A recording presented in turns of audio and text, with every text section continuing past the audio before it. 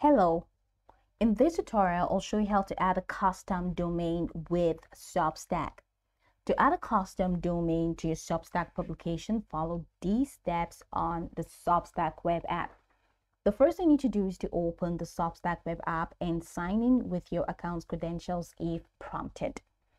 Once you're done, in the left-hand navigation menu, go ahead and click on your profile icon to open the settings. So from here, go ahead and click on settings, but instead of this, let's just head over to the top right corner and click on the profile icon and click on your name. Mac Amanda is my name. So from here, head over to the three dots menu and select publisher dashboard. But instead of that, let's just go ahead and just open the post from here. So once you click on your name, you're going to see your Mac Amanda. You're going to see the post that you have created. So here says accepts from ESOTW. Now go ahead and open the post. Once you open the post, click on the three dots menu and select view publication, and here you are. So from here, you can review and preview this publication. You see how many comments that you have and even the risk tags.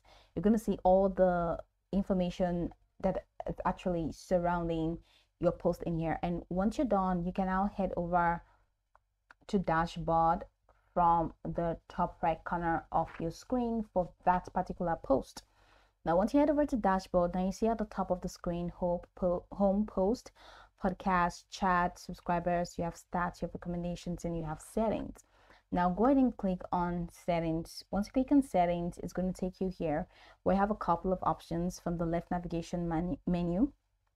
You have basics, payments, branding, websites. Scroll the way down, you're going to find domain. Now from the settings menu, click on domain, and that takes you to the domain section.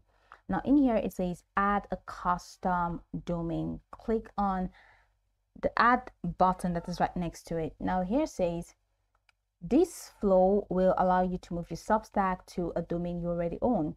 Substack charges a one-time fee of 50 USD to complete this operation, but please note that this does not cover the cost of registering your domain. You have to purchase a domain separately. Now, here you're gonna have to enter your desired custom domain. Okay, so we don't have a domain, so we have to purchase out. Okay, we don't have a domain yet, but Substack is already charging $50, so it means you have to enter your card details.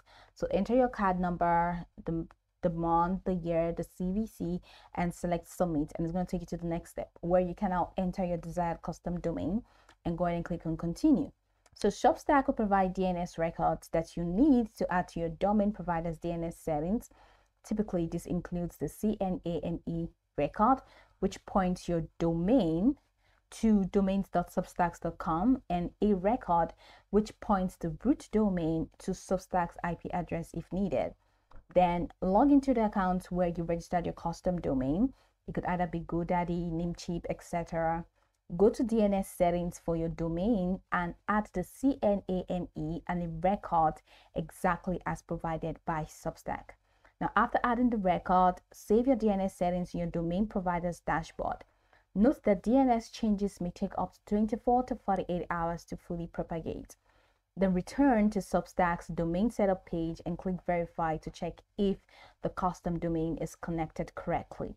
Once verified, your custom domain will be active, and visitors to your domain will be directed to your Substack publication.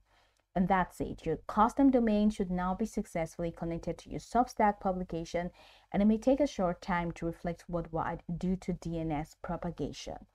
Now go over the tutorial from the top to the bottom to get acquainted with the steps, and of course, once you're done, you'll be good to go. I hope this tutorial marvelously helped you search.